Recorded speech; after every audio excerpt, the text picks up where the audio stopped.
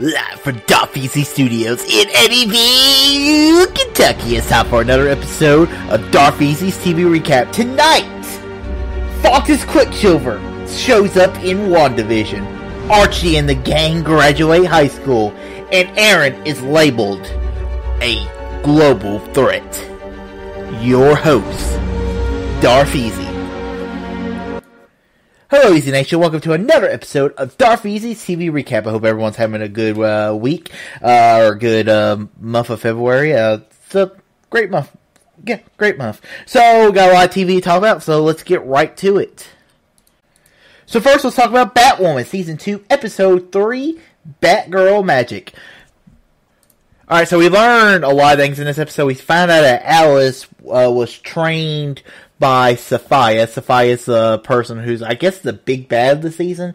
And Sophia has captured Kate Kane, I guess. Or we'll find out in the end of the season that Kate's dead. Or maybe that we'll see one last appearance from Ruby Rose. And she's like, I'm not coming back to Gotham. This new girl can become Batwoman. Whatever they do with that, that's interesting. It's kind of interesting. They're keeping her alive. Just she's not going to be seen. Well, in this episode, we see the new Batwoman. She's fighting against what's that guy's name? Is Victor Saz. Now, here's the thing about the guy. The guy did an okay job. It's just he's not my favorite Victor Saz I've seen so far in live action is definitely the guy who played him in Gotham. I thought he did a really good job in the show. This guy, it felt very CW, like, you're like, yeah, but it was cool, I will say, to see an actual Batman villain in this show, because so far we haven't seen any of his villains show up. So yeah, I really did like that part of the episode, and also you see Ryan changes the look to make the Batsuit looks more for a black woman, I guess, and that's okay, I guess, whatever. So overall, I mean, I kind of like the red hair better than the fro, but whatever. So yeah, that's an episode of Batwoman. So yeah, it was an okay episode. Now moving on to Riverdale, Season 5, Episode 3, Chapter 79, Graduations. It's the big day. The gang graduates high school. Well, most of the gang. So first off, let's talk about one of the cast departures, and that's going to be FP. And I heard before the season that this was going to be that he was no longer going to be in Riverdale, that they're going to write him off the show. And they did it the perfect way, because Jellybean was kind of labeled, she needs her mom, and so he moves off to Iowa with her, and so he could be there for her. I did like this episode a lot. What had to do with how it shows how the gang kind of splits apart. Archie decides to join the army because he was going to have to repeat his senior year, and so yeah, that was a cool little moment in the episode. But then I kind of liked how this at the end of the episode, everyone kind of goes back to the roots. Like, you see Jughead, he's kind of living on his own. Betty and him basically break up. They don't see each other again because of, the tension that Archie and Betty, they kissed, and it kind of put a wedge in that relationship. And they all made a promise that they would meet at Pops once a year. They broke that promise. They did not meet at Pops every year. And I like at the end of the episode, Jughead says, I will not see him for another 6 years when another crisis would take Riverdale. Cool. I mean, interesting. So like I said, like last week, it felt like a season finale last week, and this definitely feels more like a season finale. And I'm looking forward to seeing what happens next on Riverdale. I'm curious to see what the long story is for this season. So let's move on to WandaVision, Season 1, Episode 5, on a very special episode.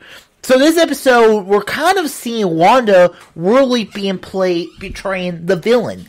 And that's a thing I've been very interested in with this with this season so far, because I'm used the Wanda Maximoff I remember seeing from my days of watching like the X-Men series was I always remember her as more of the bad guy than the heroic character, and so it's cool to see like that kind of she stole Vision's body, she she's creating a reality or a world where Vision is alive because she loves him and she doesn't want to live life without him.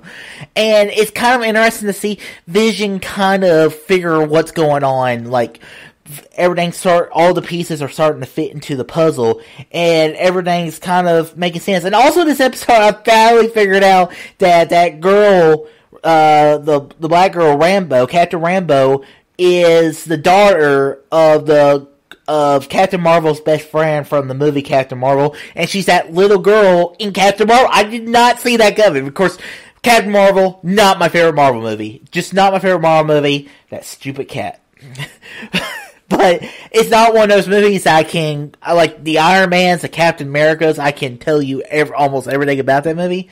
Captain Marvel, I can barely tell you anything about that movie because, like I said, not the biggest fan. But that kind of makes sense that she would kind of create Sword, this kind of thing, kind of like S.H.I.E.L.D. I kind of found that very interesting in the episode. But the end, whenever someone knocks on the door and it's the brother, and it's Quicksilver. It's Petrov. But it's not the Petrov, it's not Aaron Taylor Johnson, it's not Kick-Ass. No, it is the guy, I think, I forget what the guy's name, I think it's not Mike Evans, that's the football player, but it's the guy from the X-Men movies. It's that Quicksilver. And when I saw that, I lost my mind. I absolutely lost my mind that they brought him into it because I was not expecting that. I thought that was such a ballsy move. And the thing about this is, do I think all the X-Men movies now are complete canon into the Marvel Cinematic Universe? I do not believe that at all. I think what they're going to do is they're going to cherry pick some things. But it'd be cool to see McAvoy come back for an X-Men movie, or show him up in like one of these Avenger films. I would love to see Michael Fassbender show up in one of these in WandaVision. That'd be kind of interesting as well. But what I think they're going to do is they're going to cherry pick pieces of it, because the easiest way to explain it, and I've said this for a while, is that when when they went back in time, every time they went back in time, it started a brand new timeline. And so in one of these new timelines, the X-Men could exist. So, that's it opens the door up to so many great possibilities, and I was blown away. When I saw him, I cheered, because I didn't like I didn't see Dark Phoenix because I heard it was terrible, it looked terrible, had no interest in seeing it. But his scene in X-Men Days of Future Past and his scenes in X-Men Apocalypse, love him in it. And that he is one of the best parts of those movies. And yeah, I'm completely on board for him being the new Quicksilver, and maybe him showing up in the next Avengers movie, or a season 2 of WandaVision, whatever they decide to do. I am totally on board. Maybe we see a Quicksilver spinoff show. That would be cool too. Alright, let's move on to Attack on Titan, Season 4, Episode 5, Declaration of War. So this episode, we see the big press conference by the Tiber family, who he reveals the history of the world, about how the history you think you know is not the actual history. It's a separate history, and you're just like, oh, okay, that's as Mr. Spock would say, fascinating.